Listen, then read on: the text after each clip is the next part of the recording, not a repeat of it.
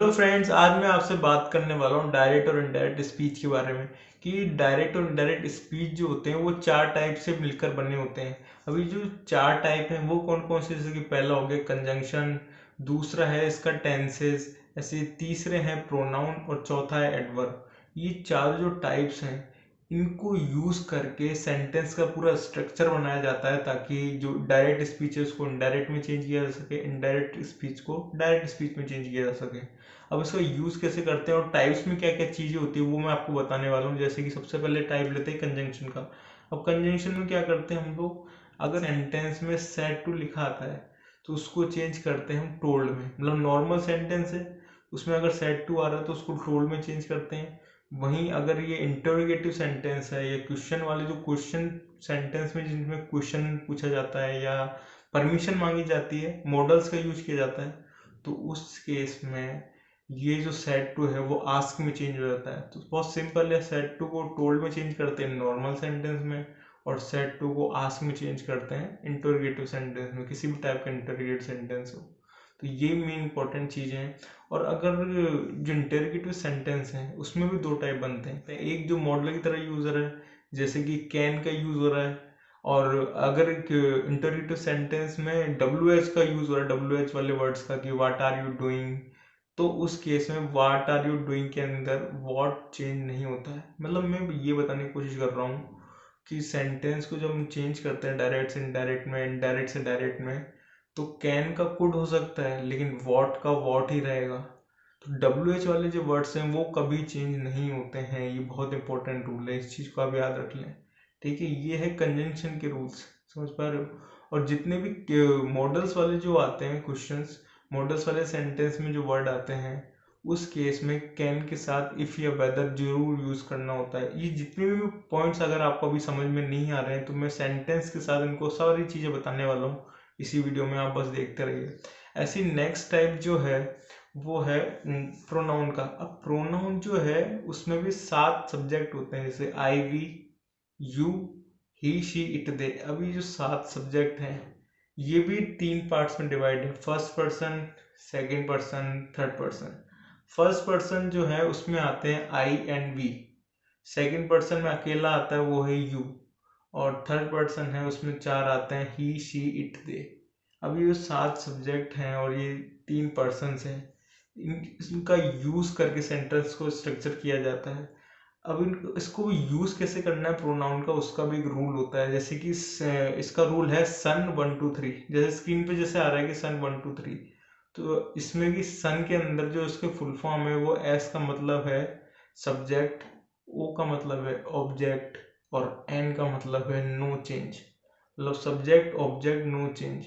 और ये जो नीचे 1 2 3 है ये पर्सन, ये बता रहा है first person, second person, third person. मतलब first person change according to subject, second person change according to object, और जो थर्ड पर्सन है उसमें कोई चेंज नहीं आता। अगर थर्ड पर्सन वाले जो वर्ड्स हैं, सब्जेक्ट्स हैं, ही, शी, इट, दे, वो आपको कहीं भी दिख जाते हैं तो वो चेंज नहीं होते हैं।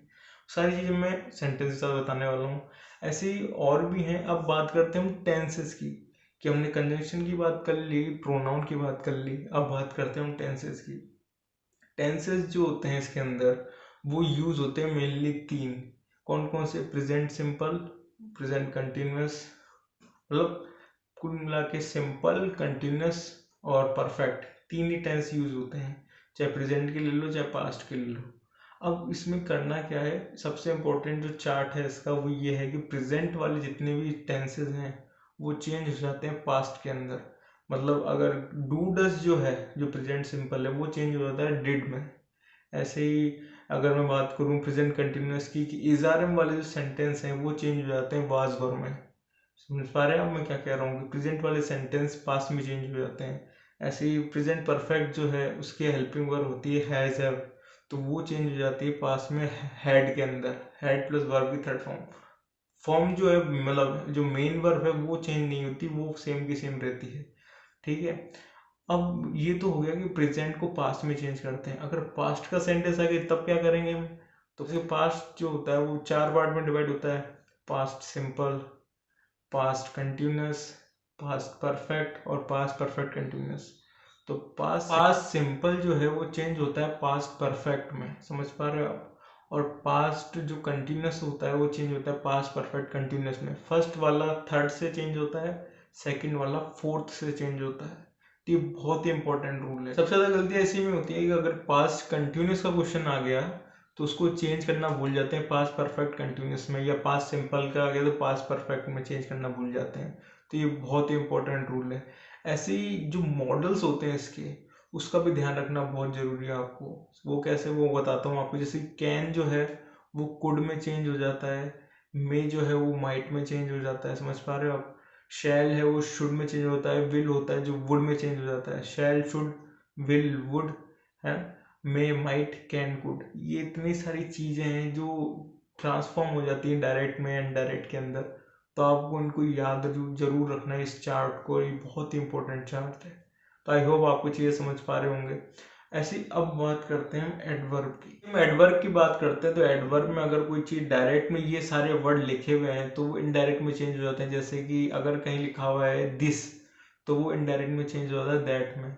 ऐसे दीज लिखा हुआ है कहीं तो वो दोज में चेंज हो जाता है। ऐसे नाउ, नाउ या जस्ट लिखा हुआ है तो वो देन में चेंज हो जाता है, हीदर थीदर में, हैंस थैंस के अंदर। कम अगर कहीं लिखा हुआ है तो वो गो में चेंज हो जाता है, समझ पा रहे हो आप। अगर कोई ये जो वर्ड्स हैं बहुत इंपॉर्टेंट है। ऐसे ही अगर कहीं टू नाइट लिखा हुआ है तो टू नाइट वो डायरेक्ट के अंदर डेट नाइट में चेंज हो जाता है। टुडे लिखा हुआ है तो डेट डे में चेंज हो जाता है, समझ पा रहे। यस्टरडे कहीं लिखा हुआ है तो वो लास्ट डे में चेंज हो जाता है। ऐसे अगर टुमारो लिखा हुआ है तो वो नेक्स्ट डे में चेंज हो जाता है, समझ पा रहे हो आप। और एक और चीज, ये अगर next day, next month, next year, next week लिखा हुआ है, नेक्स्ट नेक्स्ट, तो जो नेक्स्ट है वो फॉलोइंग में चेंज हो जाता है, following day, following week, following year, following month. तो समझ पा रहे हो आप कि इतनी सारे जो वर्ड्स हैं वो अगर डायरेक्ट में लिखे हुए हैं तो वो इनडायरेक्ट के अंदर चेंज हो जाते हैं। तो इतने सारे रूल्स हैं। कंजंक्शन आ गया, प्रोनाउन आ गया, आपका टेंस आ गया और एडवर्ब आ गया। अब इन चारों को यूज करना है, सबको याद रखना है सारे रूल्स को, और उसको फिर स्ट्रक्चर में डालना है ताकि हम डायरेक्ट को इनडायरेक्ट में चेंज कर सकें। इसलिए ये सारे के सारे चारों टाइप बहुत ज़्यादा इंपॉर्टेंट है। समझ पा रहे हैं हम कैसे करना है इनको। अब हम सेंटेंस के ऊपर इनको अप्लाई करते हैं कि कैसे इनको अप्लाई करके सारी चीज़ों का यूज करके हम डायरेक्ट को इनडायरेक्ट में कैसे चेंज करते हैं। अब जैसे कि पहला सेंटेंस है कि she said to me I am going to market. She said to me I am going to market, बहुत ही सिंपल सेंटेंस है। अब इसमें क्या, क्योंकि पॉजिटिव सेंटेंस है और नॉर्मल सेंटेंस है, इस केस में सेड टू जो है वो टोल्ड में चेंज हो जाता है। और क्योंकि हमें कनेक्ट करना है, कंजंक्शन का यूज करना है, इसलिए दैट यूज करते हैं। तो she told me, she told me आ जाएगा। अब क्योंकि इसमें आ रहा है आई एम, अब आई एम आ रहा है तो आई एम मतलब प्रेजेंट कंटिन्यूस का पार्ट है ये। तो प्रेजेंट कंटिन्यूस का पार्ट है तो प्रेजेंट कंटिन्यूस को हम पास्ट कंटिन्यूस में करते हैं, जैसे कि मैंने थर्ड टाइप में बताया था आपको। तो आई जो है वो है first person according to the pronoun table, क्योंकि first person change according to subject. Subject क्या है इसमें, शी। तो she was going to market.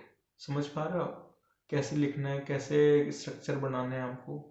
कि she was going to market, she told me that she was going to market. ऐसे ही next sentence जो है वो है कि he said to me can I help you. He said to me can I help you. अब इसमें modal verb use हो रही है कैन, ऊपर से इंटरोगेटिव सेंटेंस है। तो इंटरोगेटिव सेंटेंस है तो ऑटोमेटिकली सेड टू को हम आस्क में चेंज करेंगे। और क्योंकि मॉडल वर्ब यूज हो रही है कैन, तो कनेक्शन जोड़ने के लिए सेंटेंस को हम दैट का यूज नहीं करेंगे, इफ और वेदर का यूज करेंगे। ये बहुत इंपॉर्टेंट रूल है। तो ये सेंटेंस कैसे बने वो मैं आपको बताता हूँ कि ही आस्क्ड मी इफ, या वेदर में कोई भी यूज कर सकते हैं। ही आस्क्ड मी इफ, अब क्योंकि कैन आई हेल्प यू है तो आई यूज हो रहा है, तो आई फर्स्ट पर्सन है, first person change according to subject. Subject है यहाँ पर ही है तो अपन यूज करेंगे इफ के बाद ही। और कैन को यूज करेंगे कुड में, क्योंकि हमने टेबल पढ़ी है एडवर्ब वाली, और टेंस की भी, कैन को कुड में चेंज करना है। तो ही कुड हेल्प मी। ऐसे इस तरीके से आपको सेंटेंस बनाना है। सबसे ज़्यादा इम्पोर्टेंट रूल जो प्ले करता है वो करता है प्रोनाउन कि subject change according to first person, second person change according to subject, और थर्ड पर्सन में कोई चेंज नहीं आता है। समझ पा रहे हो आप? ऐसी और भी सेंटेंस मैं आपको बताता हूँ। सी नेक्स्ट सेंटेंस है कि she said to me what are you talking about. She said to me what are you talking about. अब इसमें दो चीजें हैं। पहली चीज तो ये इंटरोगेटिव सेंटेंस है, दूसरा इसमें WH वर्ड यूज हो रहा है व्हाट। तो सबसे पहले आपके दिमाग में यही चीज आनी चाहिए, इंटरोगेटिव सेंटेंस है तो सेड टू को हम आस्क में चेंज करेंगे। और दूसरी चीज, क्योंकि व्हाट आ रहा है, WH वर्ड आ रहा है, तो कंजंक्शन में ना तो दैट लगेगा ना इफ और वेदर लगेगा, व्हाट एज इट इज ही आएगा। तो इसको चेंज कैसे करेंगे कि she asks me what I was talking about. I was क्यों यूज किया? क्योंकि प्रेजेंट कंटिन्यूस में था तो इसको पास्ट कंटिन्यूस में चेंज करना था, इसलिए। तो समझ पा रहे हो? आपको छोटी छोटी जो चीजें उनको बहुत अच्छे से ध्यान में रखना कि हाँ WH वर्ड है तो एज इट इज आएगा, मॉडल है तो इफ और वेदर आएगा। समझ पा रहे हो आप? सेड टू आस्क आएगा अगर इंटरोगेटिव का कोई भी टाइप आ जाए। समझ पा रहे हैं? और अब जाते जाते सबसे इम्पोर्टेंट जो पॉइंट्स है मैं आपको वो बता दूं जो जिसमें सबसे ज़्यादा गलतियां होती है, एरर्स में बहुत काम आती हैं। जैसे कि अगर आप कहीं भी ना से टू लिखा हुआ है, से टू, तो उसको टेल में चेंज करना है आपको। सेज टू लिखा हुआ है कहीं तो उसको टेल्स में चेंज करना है। विल से टू को विल टेल में, शेल से टू को शेल टेल में, ये है फिक्स। तो मैंने आपको ये तो बता दिया कि अगर कहीं सेड टू लिखा हुआ है तो उसको टोल्ड में या आस्क में चेंज करना है।